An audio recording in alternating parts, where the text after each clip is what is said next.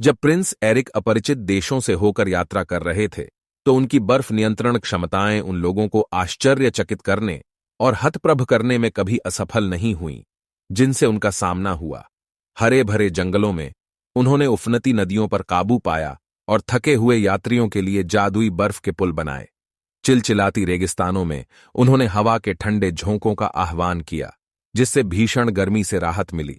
फिर भी अपनी शक्तियों के प्रत्येक प्रदर्शन के साथ एरिक हमेशा एल्ड्रिन की शिक्षाओं के प्रति सचेत रहा।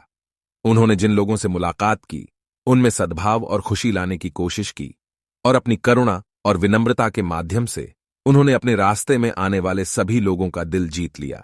अपनी यात्रा के दौरान एरिक को एक प्राचीन भविष्यवाणी का सामना करना पड़ा, जिसमें बर्फ और जादू के एक छिपे हुए क्षेत्र, पौराणिक फ्रॉस्टबोर्न साम्राज्य की बात की गई थी।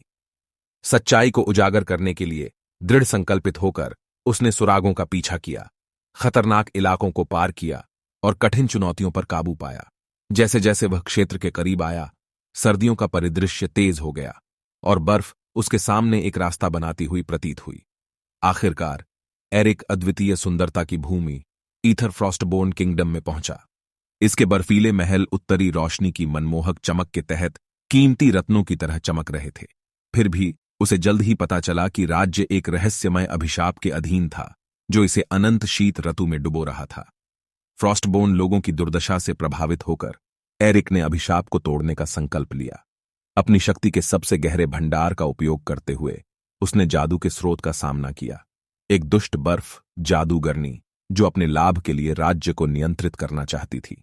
बर्फ और जादू की एक महाकाव्य लड़ाई में एरिक के दृढ़ संकल्प और निस्वार्थता की जीत हुई।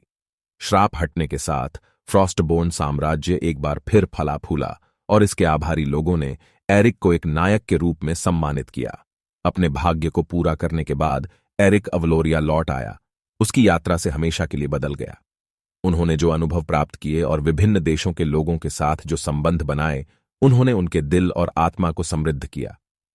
नए ज्ञान के साथ उन्होंने एक दयालु और न्यायप्रिय शासक के रूप में सिंहासन संभाला, अपने राज्य को एकजुट किया और परे दुनिया की विशालता को गले लगाया। उस दिन से प्रिंस एरिक की किंवदंती सभी क्षेत्रों में फैल गई। आशा और सद्भावना का प्रतीक सभी को याद दिलाया कि सबसे ठंडी सर्दियों में भी दयालुता और बहादुरी की गर्माहट सबसे ठंडे दिलों को पिघला सकती है।